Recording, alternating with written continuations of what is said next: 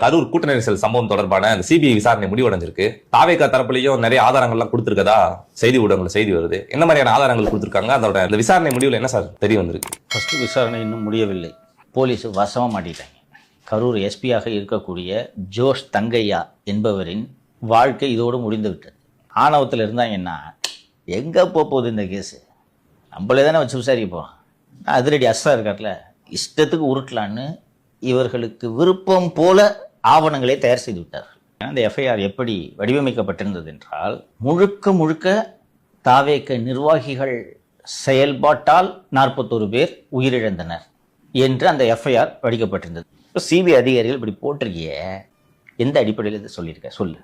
நாங்கள் இந்த மாதிரி அவங்கக்கிட்ட இங்கே நிறுத்தியா வண்டியை அப்படின்னு சொன்னோம்.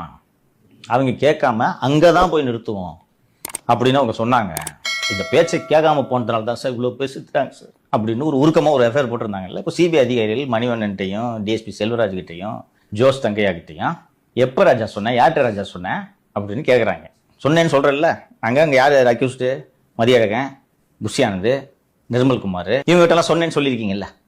அவங்ககிட்ட நாங்கள் பல முறை சொல்லியும் அங்கெல்லாம் முடியாது, அந்த பாயிண்ட்ல தான் போய் பேசுவோம். இவங்க சொன்னதுனால தான் நடந்துச்சுண்ணே. யார்கிட்ட சொன்ன சொல்லு?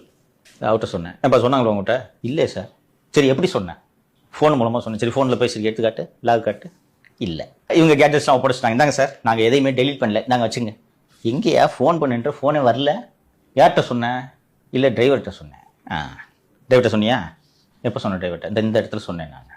சரி, அது விஜய் வரக்கூடிய நிகழ்ச்சி, அது விஜயின் வாகனம். 10 ட்ரோன் பறந்து இருந்துச்சு. ஸோ இப்போ டிரைவர், அது இன்னொன்று, அது புல்லட் ப்ரூஃப், ஜன்னலாம் இறக்க முடியாது, கதவை தான் திறக்கணும். அப்போ டிரைவர்கிட்ட சொல்லியிருக்காங்க, கதவை திறந்தானே சொல்லியிருக்கணும். காட்டு, எங்கே கதவை திறந்துருக்க? இல்லையே, கதவை திறக்கலையே. சரி, அப்போ யார்கிட்ட சொன்னேன்? எஃப்ஐஆர்ல நீ தானப்பா எழுதியிருக்க. பல முறை டிஎஸ்பி வண்டி எங்கே நிறுத்துங்கள் என்று எச்சரித்தும் அதை மீறி போனாங்கன்னு போட்டிருக்கல, நீ தானே எழுதுன. 6 மணிக்கு ஆரம்பிச்சு 8 மணி வரைக்கும் இந்த வீடியோ. இதில் எங்கே எச்சரிச்சிருக்க சொல்லு. இல்லை, மதியில் எனக்கு ஃபோன் பண்ணோம். சரி, மதியில் எனக்கு ஃபோனை கொடுப்பா. யாருப்பா ஃபோன் பண்ணுது? எனக்கு யாருமே ஃபோன் பண்ணல சார். மாட்டீங்க.